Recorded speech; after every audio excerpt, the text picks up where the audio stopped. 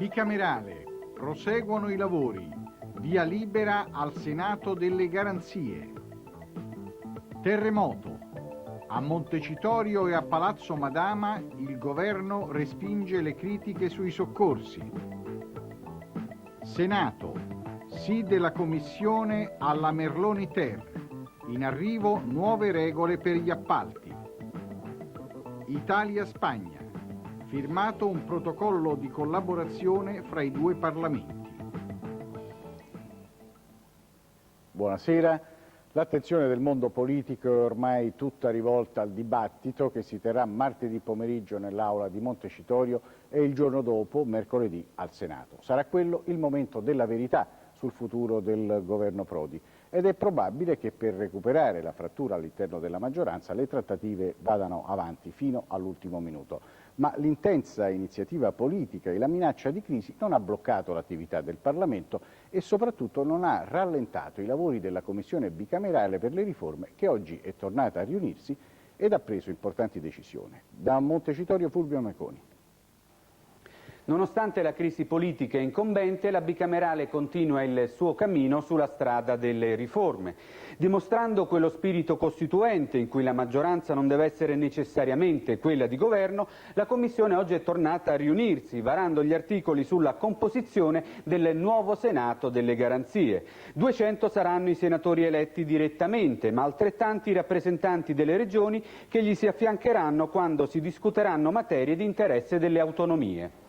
Il nuovo Senato sarà il Senato delle Garanzie, così come abbiamo accanitamente sostenuto essere necessario fin dall'inizio dei lavori della bicamerale, e garantirà, io penso egregiamente, anche la realizzazione del processo di federalizzazione dello Stato, perché sugli elementi veramente essenziali perché questo processo sia assicurato in modo fisiologico e pieno, deciderà in composizione integrata dai rappresentanti dei consigli comunali, provinciali e regionali.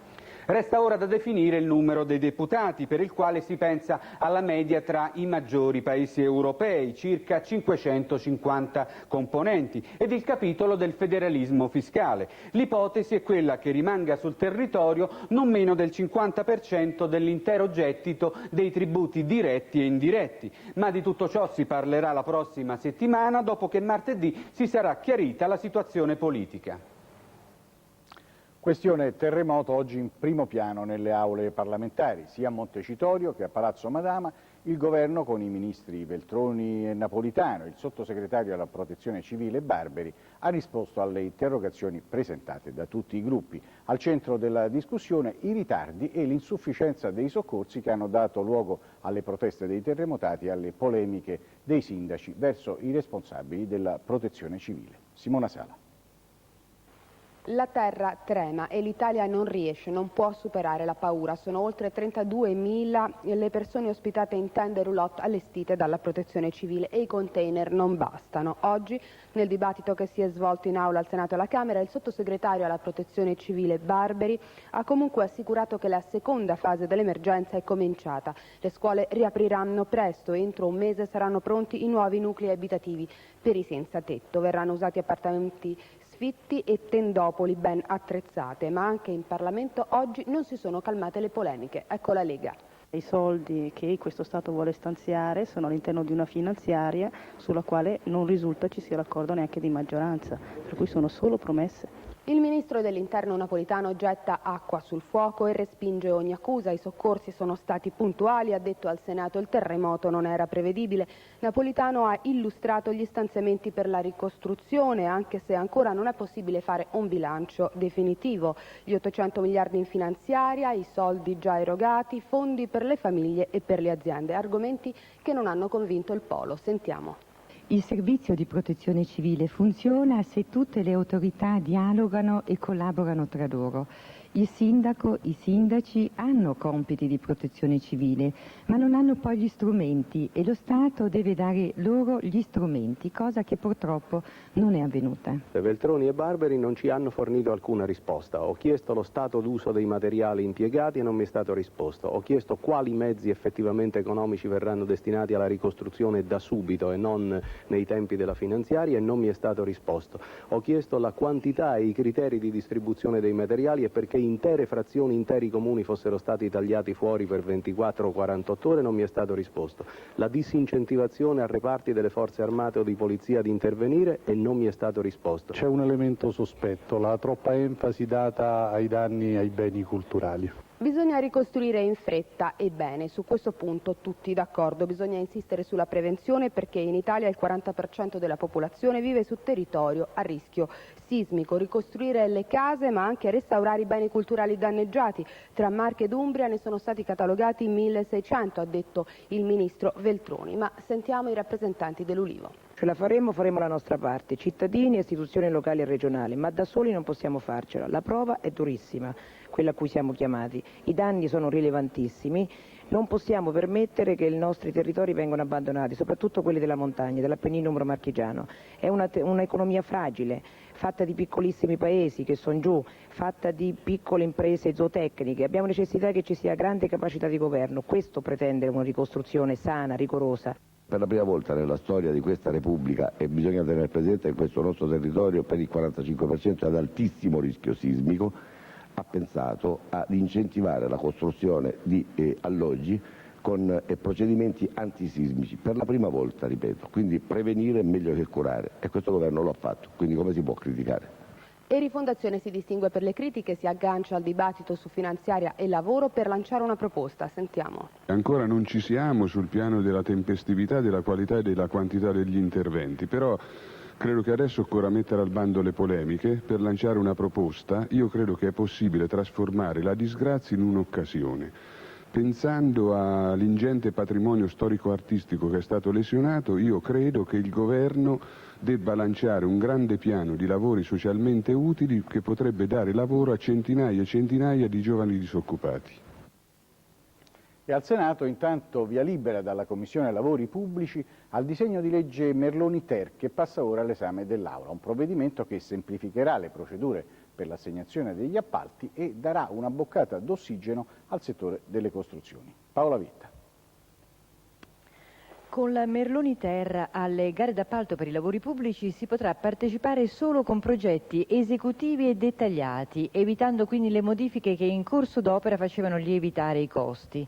E dovrà anche essere chiara la competenza e responsabilità specifica in ogni fase della progettazione e dell'esecuzione dei lavori. Questo al fine della trasparenza e per far rimettere in moto i cantieri edili bloccati dopo Tangentopoli. Ma la Merloni-Ter introduce anche un'importante novità per i lavori pubblici. Lo Stato, per rilanciare le opere pubbliche, ferrovie e autostrade, si potrà infatti avvalere di finanziamenti privati. Abbiamo aggiornato, migliorato e dato più trasparenza a tutta la normativa sugli appalti. Abbiamo introdotto anche le norme per il project financing, sono molto soddisfatto. Il rammarico è che purtroppo il gruppo di Forza Italia non ha concesso la redigente che avrebbe consentito una rapidissima approvazione, quindi dobbiamo andare in aula e i tempi si allungano. Non è affatto vero, noi vogliamo una legge chiara, leggibile, trasparente, dove tutti vengono messi in condizione di poter concorrere a parità di condizioni. Quindi abbiamo cercato di dare delle indicazioni, molte sono state accolte, altre no. C'è bisogno di andare in aula. La solidità dei rapporti fra Italia e Spagna ha ricevuto oggi una nuova conferma dall'incontro fra il Presidente della Camera Violante e il Presidente del Congresso dei Deputati della Spagna, Federico Trillo Figuera. E nell'occasione è stato firmato anche un protocollo d'amicizia fra i parlamenti dei due paesi mediterranei. Giovanni Battista Tomassini. Migliorare la qualità delle leggi per renderle più vicine ai cittadini è uno degli obiettivi del protocollo di collaborazione siglato tra il Presidente della Camera Violante ed il Presidente del Congresso dei Deputati spagnoli Federico Trillo Figueroa. Un accordo, quello tra le presidenze delle due assemblee parlamentari, che mira a dare stabilità ai rapporti reciproci con l'istituzione di un gruppo di lavoro che si riunirà 2 volte all'anno in Spagna ed in Italia. Un dialogo che non si limiterà solo alle delegazioni parlamentari, ma che prevede un coinvolgimento diretto dei giovani di entrambi i paesi. Nel protocollo viene infatti stabilito che studenti italiani partecipino a stage di formazione presso il Congresso dei Deputati di Spagna e che giovani spagnoli ricevano un'analoga accoglienza presso la nostra Camera dei Deputati. Il presidente Violante ha anche annunciato l'interesse del presidente Trillo Figueroa per la giornata che Montecitorio e la RAI hanno dedicato ai giovani delle scuole. Il prossimo 16 maggio Ragazzi in Aula si terrà contemporaneamente anche in Spagna e probabilmente in altri paesi europei. Nella prossima primavera le due assemblee si faranno infine promotrici di un forum delle donne parlamentari dei paesi del Mediterraneo. Ed ora, come sempre, le altre notizie della giornata nella nostra consueta rassegna parlamentare. Sono 250 milioni i bambini che nel mondo sono costretti a lavorare. Di questi, 120 milioni vengono sfruttati a tempo pieno. La stima è dell'Organizzazione Mondiale del Lavoro e i dati sono stati riferiti oggi in Commissione Lavoro della Camera da Maurizio Sacconi, rappresentante per l'Italia dell'organizzazione.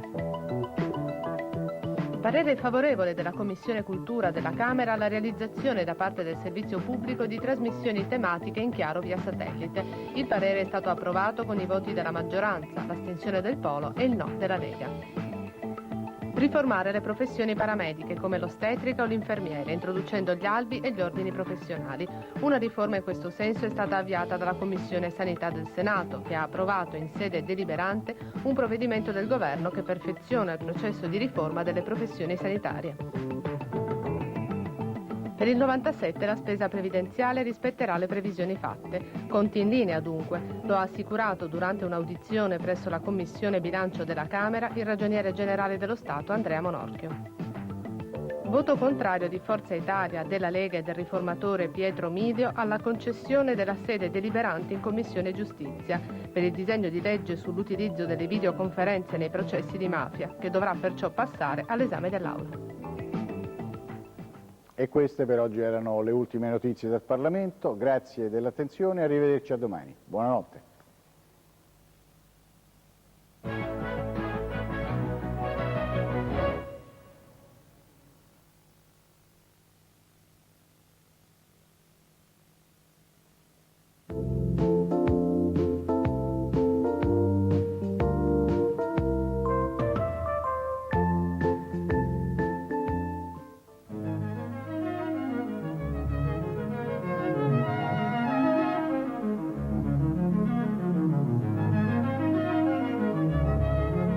Buonasera.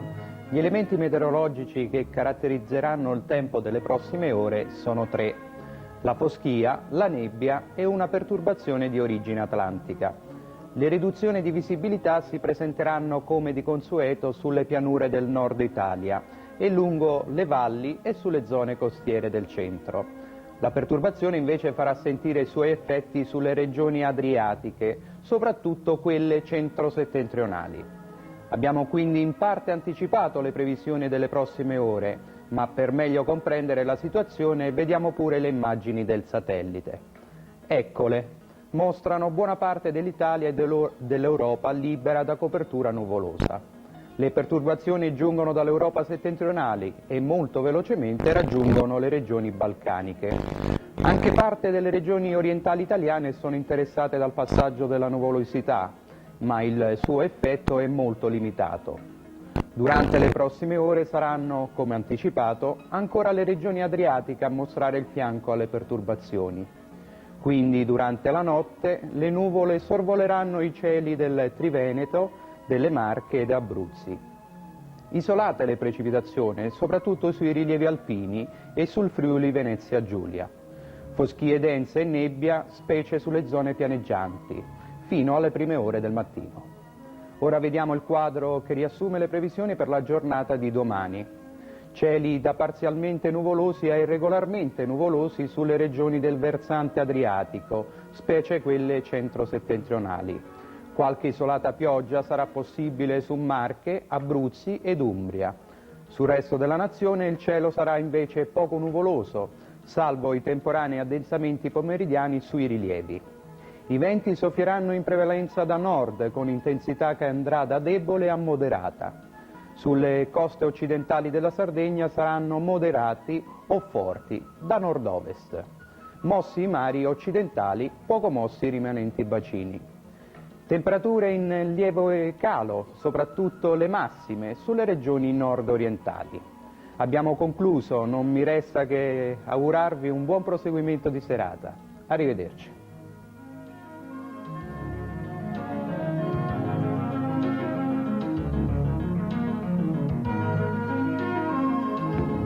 Meteo 2, con la partecipazione di Pulova Orologi.